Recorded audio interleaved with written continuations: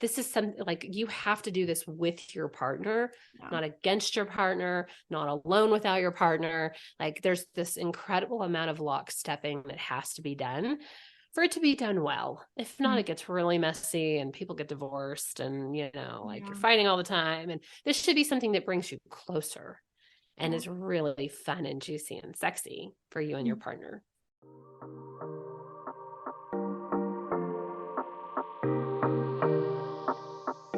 I'm Rachel, and you're listening to the Owning Your Sexual Self podcast.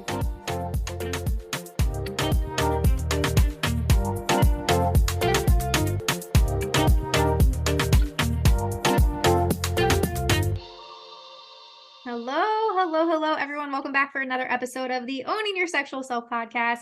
I have the amazing Jennifer Ruskin on the podcast with me today. We just met a month ago. So funny. Every time I have a guest on, I'm like, the wonderful world of Instagram, but I actually met Jennifer in person rather than Instagram. But immediately when you were talking at this facilitator training that we were at together, and you had said the phrase, the couple that we're dating right now, and my head immediately shifted, and I was like, wait, what? I need to hear more about everything, because it's so much out of my comfort zone, like little monogamous Molly over here. So tell us a little bit about Jennifer and just all your amazingness. Yeah. It gets easier, by the way. Like I was getting my nails done a few hours ago and I was DMing someone and I'm like, and my girlfriend. And the girl didn't even bat an eye. Nobody really batted an eye. That's what's hilarious about like girls dating each other, is it's like not even a big thing anymore, but that we're dating a couple things sometimes scares people. Hi, I'm Jennifer Ruskin. I'm a lot of things. I like to say like I wear a lot of hats because I like to, and I literally physically wear a lot of hats. You usually will see me in a hat because I love them so much. I own a company that helps retail brands sell into retail stores. I am a coach like Rachel. I do sex and relationship coaching. The 3 pillars that I really focus on are opening a relationship, which can get hella difficult and have a lot of hard conversations, but it is possible. The second thing is online dating, because that's freaking tough. But it doesn't have to be. And that's kind of like where I can add the secret sauce. And then the third thing is consciously uncoupling. So I have successfully consciously uncoupled multiple times and have this amazing, like big family unit of exes and my current partner that help raise my kids. So very untraditional. I don't know that I like came into this world going, I'm going to be an untraditional person, but it's exactly how I was raised untraditionally. Lots of broken homes. I'm the oldest of 7 kids from multiple different parents. And then I just kind of like walked into adulthood. Like, here I am. I'm different and fully embracing it.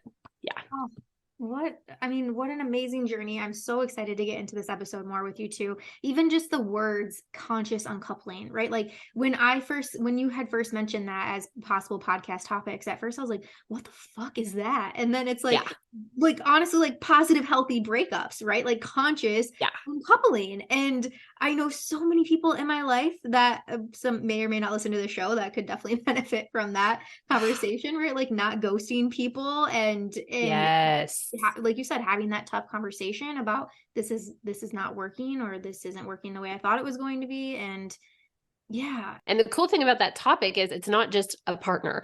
It's consciously uncoupling from team members that work from you. It's firing them in a really conscious and loving way. Or maybe you're consciously uncoupling up and it's your boss who's a fucking asshole. And I love that I get to cuss on your podcast. So I'm going to liberally do it. And you want to break up with them and you want to leave, or I've had babysitters I've had to lovingly fire because they fell asleep watching my 2-year-old kid or whatever. So it's a really good tool to have in your tool belt for all the breakups that happen in life. Yeah. It's one of my favorite topics. But not the topic of today. I know. And I'm curious though, would you say that, so with you being in an open relationship, it's not even just, because I've had this talked about on the podcast before, and it's typically they bring in another person, one single person into the relationship that maybe they play with, or they play with people separately. But for you, it sounds like it might be some of that, but it's also you have a whole ass relationship with a whole nother partnered people, right? So it's like this whole nother layer of I'm just so like, yeah, I have all these questions mostly for my own personal curiosity of like what it looks like, but how was it from conscious uncoupling or maybe unhealthy breakups in the past that sort of led you to the thought or idea of opening a relationship, or how did that even come about for you? Yeah, that was really cute the way you just said all that. I don't even know what the hell that was, but yes. Okay, so let's start with how did I ever find myself in an open relationship? And literally, this has only been in the works about, I don't know, a year? Yeah, a little over a year. So, no, just about a year. Last year, sometime around this time, and I don't know about you and your listeners if you have a lot of people that are woo, but like I find as the seasons change throughout the year, my physical life changes, my needs change, my desires change, my comfortability changes. And so as I go into spring, I find myself wanting to like birth new things and try something different. And like, I feel a little anxiety about the way my life currently is, and I want to change it. And so a year ago, it's the weirdest thing. I had this veil where I was saying to everyone, I have the most amazing partner, which I still believe is true. We have great marriage. Our sex life is fantastic. And that was the lie that I was telling myself. It was fantastic because I was getting the sex quantity that I was wanting, but I wasn't getting the quality that I was wanting. So I was having sex almost daily. I think at that point we were at an every other day schedule. So like Jen knew, my body knew, my nervous system knew that I was at least going to get sex. And then my fingers knew how to get myself off. I bet you didn't know you were going to get this in detail into my sex life, but I'm here we so go. here for it. Please continue. Okay. So because I knew how to give myself an orgasm and I knew I was going to have penetrative sex every other day, I felt I had an amazing sex life. Meanwhile, my girlfriends and I are all talking about sex, and they're like, oh, my husband makes sweet, sweet love to me for 2 to 3 hours, several times a week. And we have candles and body oil and all these things. And he goes down on me for 20, 30 minutes and I have 50 orgasms. Okay, 50 is exaggerating, but maybe 10, 15 orgasms. And I look at them and I'm just like, yeah, but y'all don't have a normal relationship. I mean, come on. No one actually has sex lives like that. And so we would talk more about it. And we would say things like, I would say, like, my heart's desire is I want that too. Like, I want someone to go down on me, period. Not even for 30 minutes. Like, I want to do doggy style. I would like to see what it's like to get fucked on a kitchen table. My sex life was very, very, very traditional. And I was with a very, very, very traditional person, which is perfect, just not for me. And so what I realized as this veil fell and I finally heard what my friends were saying to me, like, it's not normal what you are experiencing. I started looking around and I was like, what do I want? Like, what do I wish I had? And how could I maybe navigate us to get to that point? So I started therapy. And in my therapist's office, I would say things like, what can I do to help him soften? What can I do to help him open his heart? What can I do to help get what I want and us be happy? And so she'd give me strategies and I'd go back home and I'd implement the latest strategy of trying to get what I wanted. And my husband would say, nope, not comfortable. Nope, don't want to do that. Nope, that's outside my boundary box. Like, nope, nope, nope, nope, nope, nope, nope, nope. And so I just kept hitting this wall and hitting this wall. We never really grew at all. And I realized that his box was this big. And what I wanted was a bigger box. And so eventually I brought him into therapy and said, let's do couples therapy. Let's see if we can get somewhere. And that helped a little bit. I felt like I got a little bit more of an opening wiggle room. And at this point, I'm really thinking, I think I need an open relationship. Like there are so many things that I really want to experience in my lifetime and can't imagine dying not having experienced oral sex or not having experienced 10 other positions or not having experienced sex outside or like any of these like pretty basic things. And so her and I started kind of coming up with another strategy of how we could help open our relationship. And after I'd say like 9 months of this, last November, we sat in the office and finally agreed to try. Do you have any questions before I tell you what happened next? Wow. Well, the first question that I had was because I know this is something I get asked a lot from clients, and I'm curious what your take is on it. But when you said that moment happened that you were like, what do I want? Going to therapy was a piece of that, but like, how did you actually figure that out? Like any tools or tips or resources that you have for a woman or a man, essentially, that's really trying to figure out like what is it that they want in sort, let's even just say in like in the sexual realm, what would you share with them?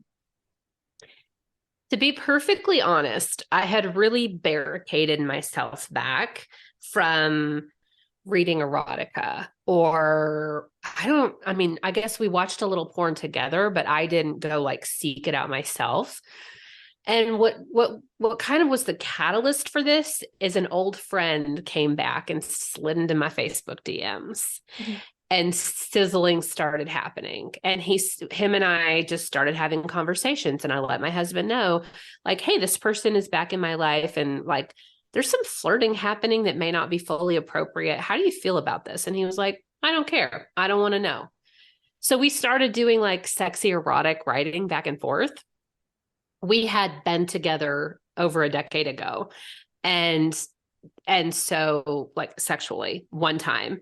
And so we had this thing that we had already experienced. And so we would like write, what's the next level? Like if we see each other again, what would we do? And so we started this kind of back and forth sexy. So I think part of like, what do I want came from that. Like the content came from, oh, well, he says he's going to slam me up against the wall and fuck me from behind and, or put a dildo on and whatever. Right. So then my list of like, oh, well, I want to experience that. Or like, oh my gosh, what would that be like? That feeling of having someone crave you again was really what I desired. And so that started my list. Gosh, that's pull that quote for social media marketing, the feeling that I was craving. Gosh. Oh, okay. So back to where we were. So you're in this office, you're having these conversations with him about opening up the relationship, and then what happened from there? What happens next? I immediately get on Tinder. Like that day. So he has permission to date. I have permission to date. We put 0 rules on our dynamic, which I now know is a word. We just were like, let's go do it. And I looked at him and said, please go have sex with people and learn how to do some different things. And then come back to me when you've learned some things. So I get on Tinder. I have a date. This is on Monday. Therapy's Monday. I get on Tinder. I have a date by Wednesday. I have the best date with this man. We still laugh about this and we're still really good friends. We sat across at a table and had sushi together, and he's holding my hand during this first date. This is the first time I've touched a man in like 8 years other than my husband. And I'm like, the sexual energy, I'm freaking dripping wet, just sitting there eating sushi, and he's holding my hand. We went out to the parking lot and he made out with me before I got in my car. Like it was the best first date ever. And then by Friday, I had my first sex date, which was fucking incredible. And like 2.5 hours. And he did all the things to me. Like everything I ever could have wanted, it happened that night. So part of where I can currently come in now and be a coach for online dating came from this whole time period of, I've now done this multiple times. By the way, this was my second marriage that I was going through. And so I'd already been on an online dating site. Him and I met through Match. Now I'm back, and now I'm on Tinder and experiencing that platform. And what I found to be really interesting is when you get super freaking clear on what you want, you can use a dating app like a portal. You don't have to get on a dating app and be like, nobody wants me, or like all I attract are weirdos, or I'm like super fucking scared that someone's going to like rape me and kill me. Cause those are the three that I typically see energies. You can use that portal to call in exactly what you want because you're super clear about what you want and they fucking show up.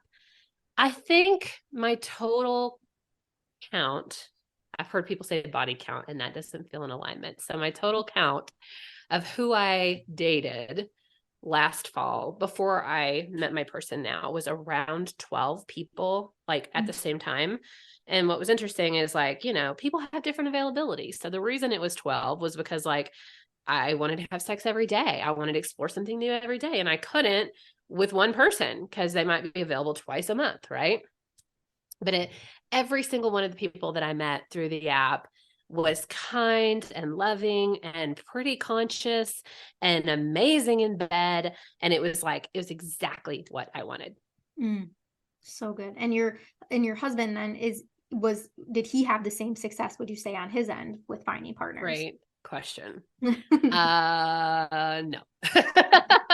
And I'm just going to set the record. I mean, I'm just going to say, because I think a lot of people hear this, it is very hard for men on dating apps. A good portion of the women that are showing, and again, if you don't use it as a portal and you're playing it like the normal people are, there's a lot of bots and they're women and they're trying to catfish dudes and they're trying to get you to like go to their OnlyFans and buy them dinner and be their daddy. I'm not saying that's everybody on there, but there's a lot of that you have to go through as a man, and that's really hard.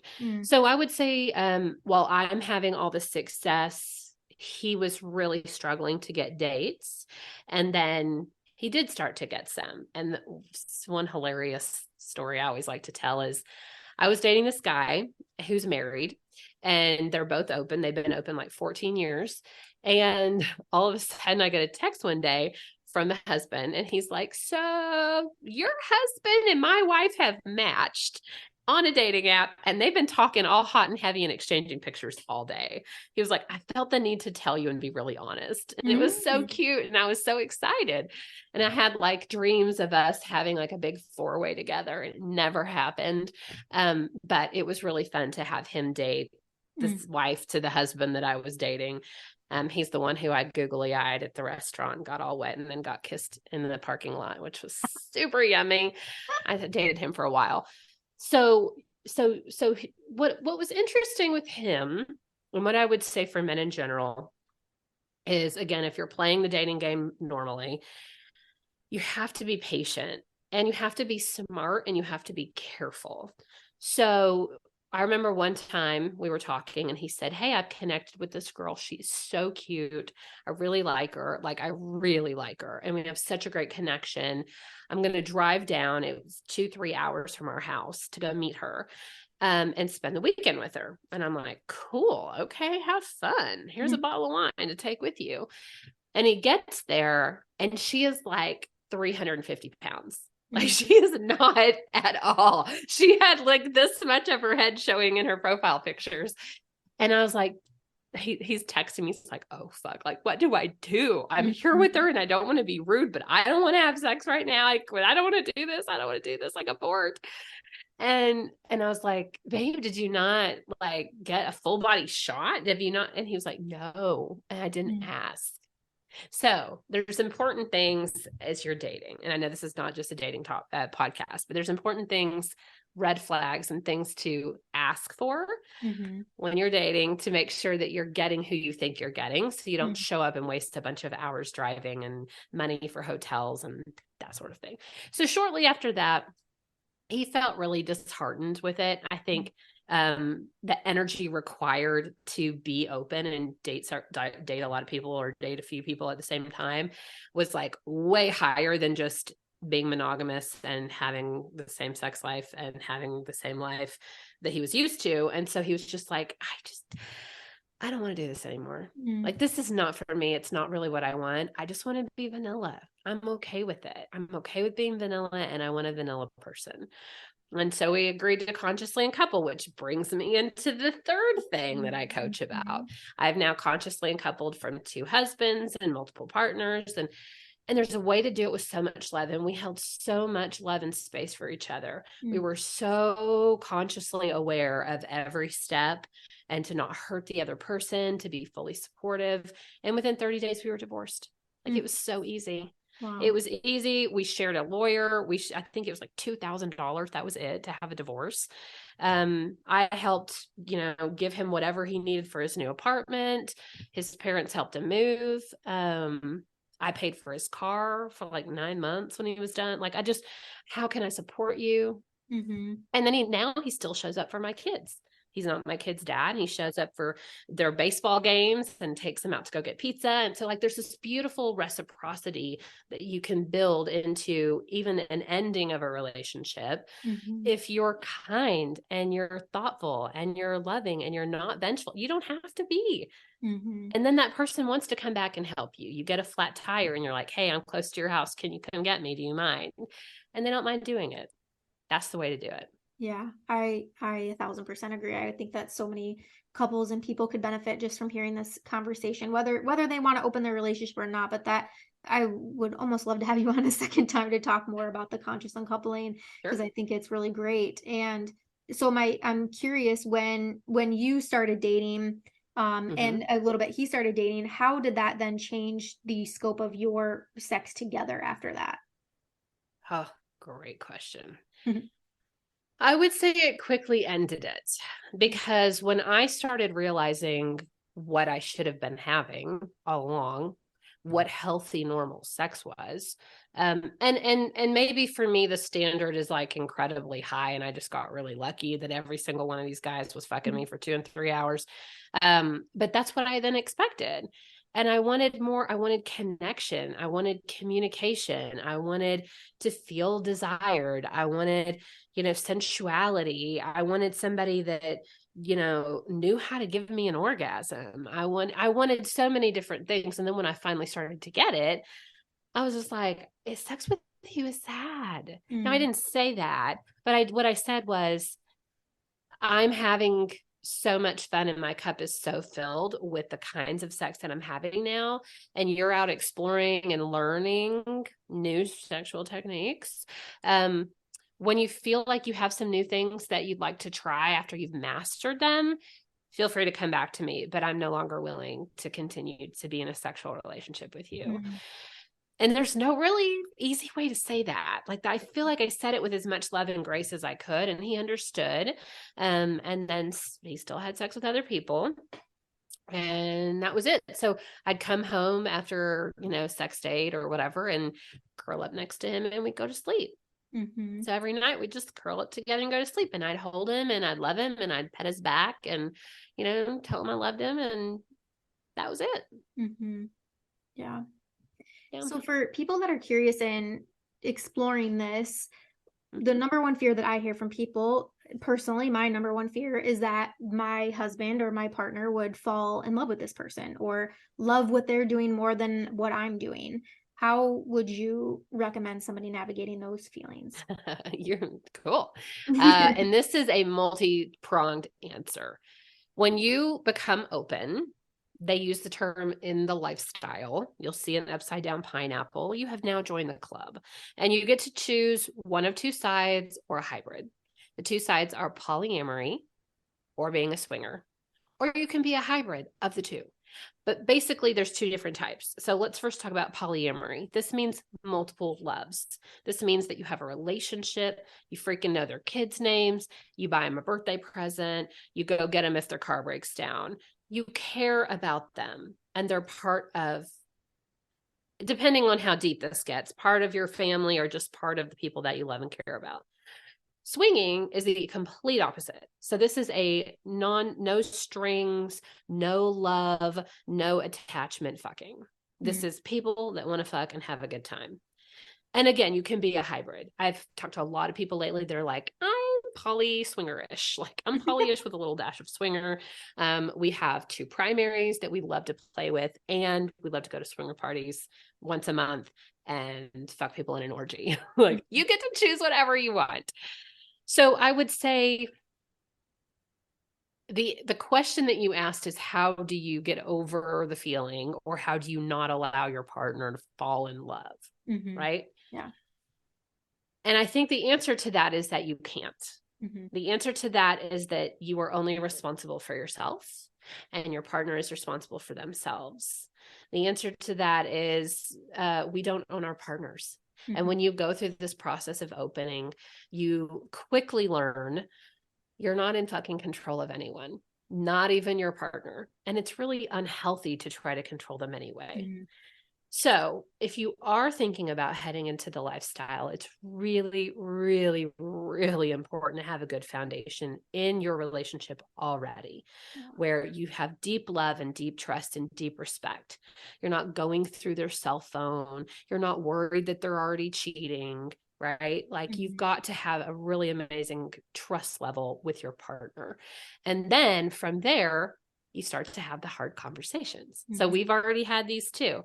Just the other day, some jealousy came up for me. So an example of that would be Scott, who's my partner, had someone from the past come up in conversation and contact him. And she said, "Oh, I have loved being in a relationship with you in the past. I would love to be intimate with you again. How do you feel about this?" And he responded. And then he told me about all the story. And then I had things come up that was like, oh, she lives in a different state. Oh, she has no intention of being intimate with me. Oh, she's not even interested in me at all. Oh, she wants him alone. And all those feelings are circulating my nervous system. And I'm just like, this is not our dynamic. This is not what we've been talking about. And of course, he says all this to me like, babe, this isn't our dynamic. This isn't how we play. We play, our dynamic is together. And so if she wants to join in and be sexual, she has to be sexual with me too. So it's a whole thing. So I would say you just get used to processing all of that and truly processing, feeling the anxiety and breathing through it, feeling the nervousness, talking to your partner about how it makes you feel, and remember to stay grounded, right? Like he's not saying I want to go run off and marry her and have babies with her. He's like, this thing happened. Here's the story. I just want to let you know, I told her I'm not interested in this, not in our dynamic. So it comes up and you process through it. And what type of couples would you say, or what are some checks? Perhaps I'm trying to figure out the best way to ask this question, but how do you know if opening up your relationship is for you, or could be for you possibly? I mean, I think if you're interested in it, it's for you. I think if it's a hell no, then it's a hell no. I have friends that both people within the relationship are like, if anyone even touches my man, I want to cut them. Like, I'll cut you. Don't even get near him. And he's the same way, right? So neither of them have any interest. Normally what I find is one person is interested and the other person is not interested.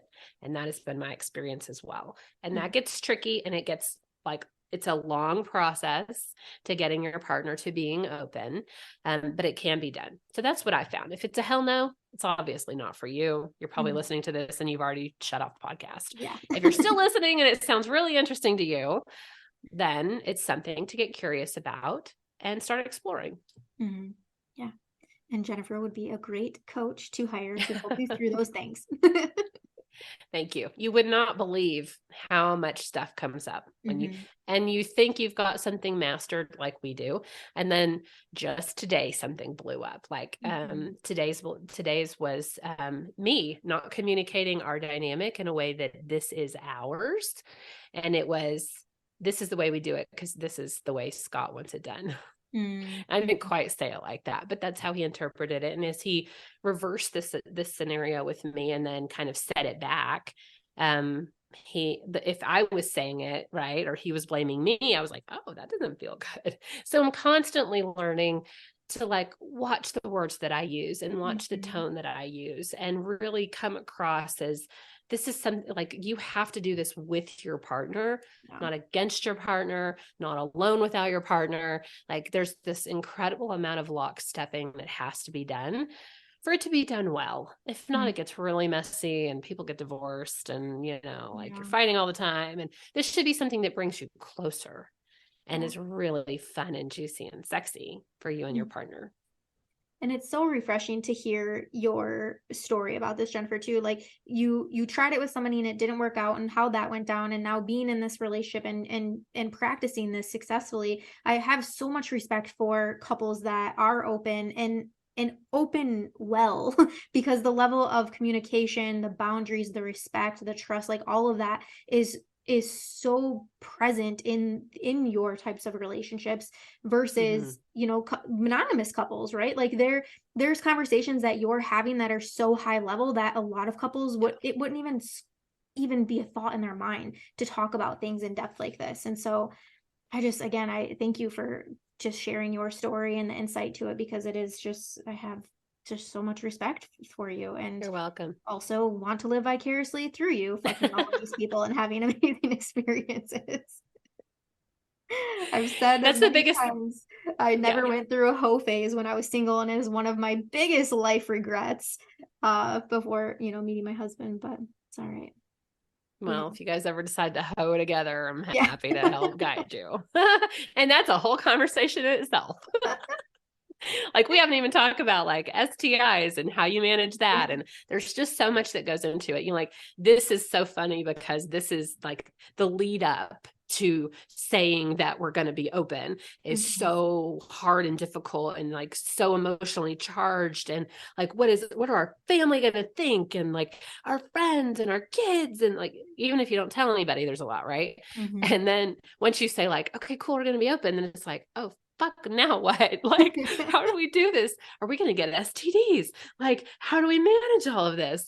And so it's like a whole nother thing. And again, I'm being a little bit dramatic just to be funny. It doesn't have to be super complicated, but it definitely helps to have some hand holding. And I love what you just said too about like the conscious communication that you have to have a relationship like this is like definitely here, where I remember being in my vanilla monogamistic marriage last year or for the last 8 years. And it was like, what's for dinner? Do you want McDonald's? Do you want to like go get Greek food? Like, have you taken out the trash? I mean, we don't really have those conversations because we've worked all that shit out, right? Like, you know, the oldest is in charge of trash day. And instead it's very high level, very like, ooh, this latest thing popped up. How do you, and like the amount of communication that couples have in open relationships is truly next level. And it's the thing that they're most excited about is it every time you have the next hard conversation, you feel so much closer. Like I feel so much intimacy with Scott when we get over something really hard that I'm kind of just like, well, I kind of take in the bedroom right now. I feel so excited about us and where we're at. We're killing it. Yes, I know that feeling for sure. So good. Well, thank you again so much, Jennifer, for coming on. And if anybody's wanting to connect with you, find you on social, how would they go about doing that? I am Jennifer Kaylo Ruskin on everything. YouTube, Instagram, Facebook, LinkedIn. Started on LinkedIn a long time ago.